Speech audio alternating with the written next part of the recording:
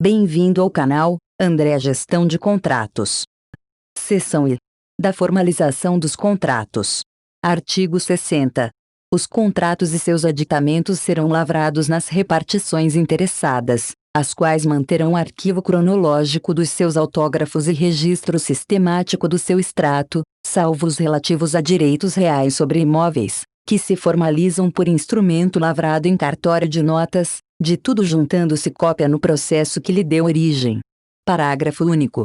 É nulo de nenhum efeito o contrato verbal com a administração, salvo o de pequenas compras de pronto pagamento, assim entendidas aquelas de valor não superior a 5%, do limite estabelecido no artigo 23, inciso 2, alínea A desta lei, feitas em regime de adiantamento.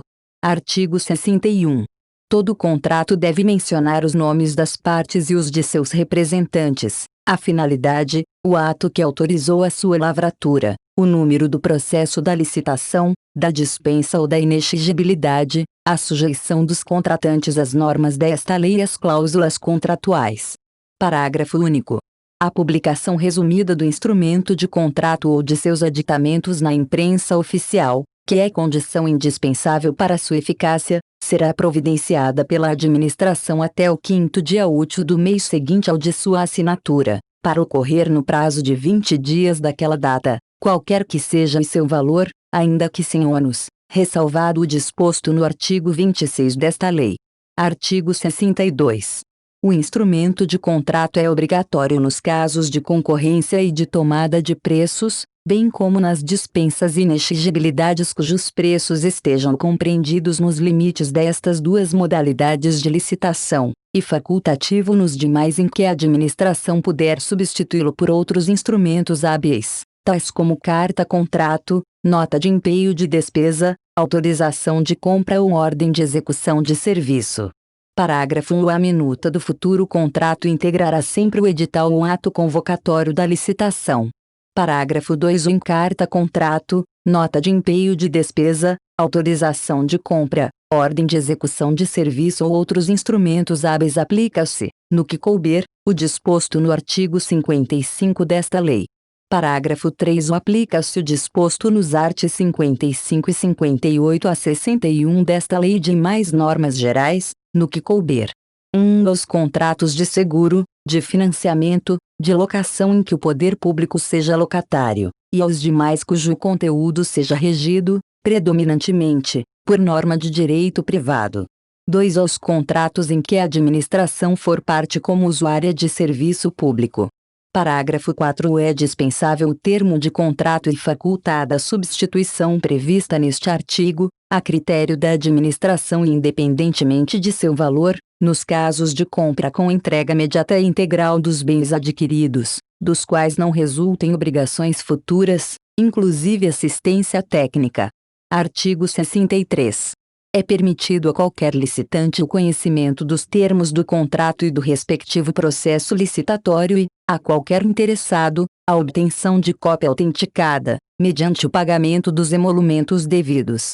Artigo 64.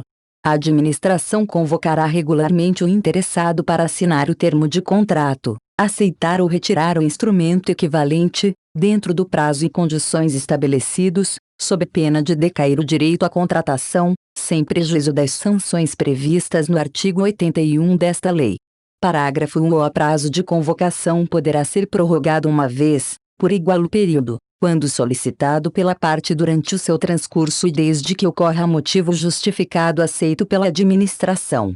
Parágrafo 2. É facultado à administração, quando o convocado não assinar o termo de contrato ou não aceitar ou retirar o instrumento equivalente no prazo e condições estabelecidos, convocar os licitantes remanescentes, na ordem de classificação, para fazê-lo em igual prazo e nas mesmas condições propostas pelo primeiro classificado, inclusive quanto aos preços atualizados de conformidade com o ato convocatório, ou revogar a licitação independentemente da cominação prevista no artigo 81 desta lei.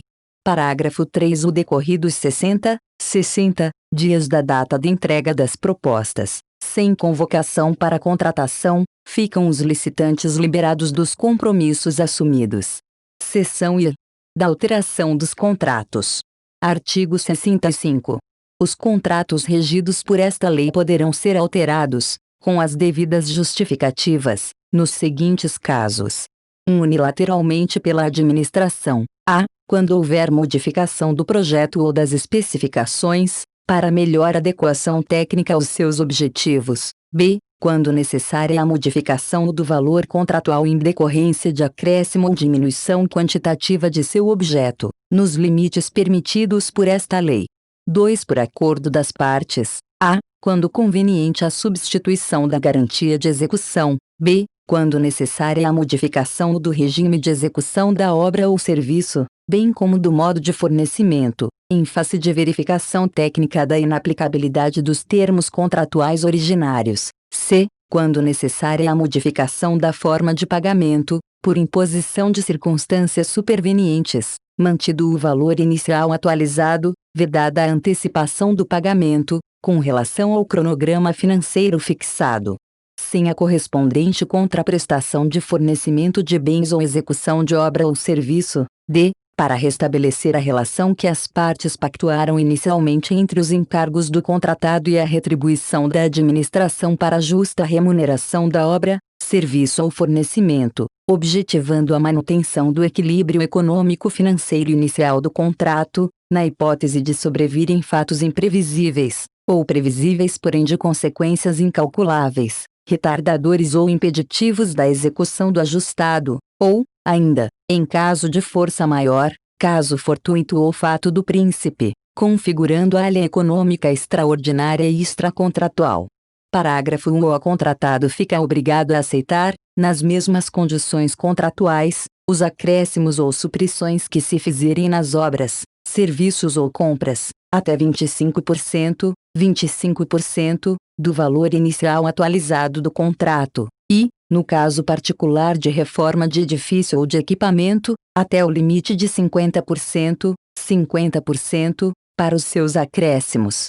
Parágrafo 2. Nenhum acréscimo ou supressão poderá exceder os limites estabelecidos no parágrafo anterior, salvo 2. As supressões resultantes de acordo celebrado entre os contratantes.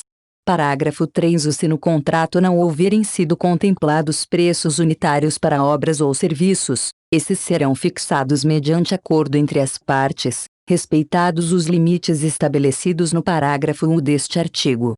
Parágrafo 4. No caso de supressão de obras, bens ou serviços, se o contratado já houver adquirido os materiais e posto no local dos trabalhos, estes deverão ser pagos pela administração pelos custos de aquisição regularmente comprovados e monetariamente corrigidos, podendo caber indenização por outros danos eventualmente decorrentes da supressão, desde que regularmente comprovados.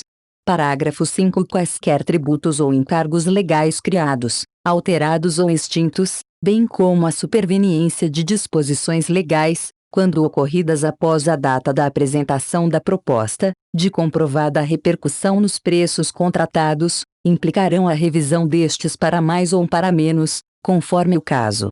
Parágrafo 6. Em havendo alteração unilateral do contrato que aumente os encargos do contratado, a administração deverá restabelecer, por aditamento, o equilíbrio econômico-financeiro inicial. Parágrafo 8. A variação do valor contratual para fazer face ao reajuste de preços previsto no próprio contrato, as atualizações, compensações ou penalizações financeiras decorrentes das condições de pagamento nele previstas, bem como o empenho de dotações orçamentárias suplementares até o limite do seu valor corrigido, não caracterizam alteração do mesmo, podendo ser registrados por simples apostila, dispensando a celebração de aditamento. Canal André Gestão de Contratos. Inscreva-se no canal, curta o vídeo e compartilhe com seus amigos. Gostou do conteúdo? Contribua. Link na descrição.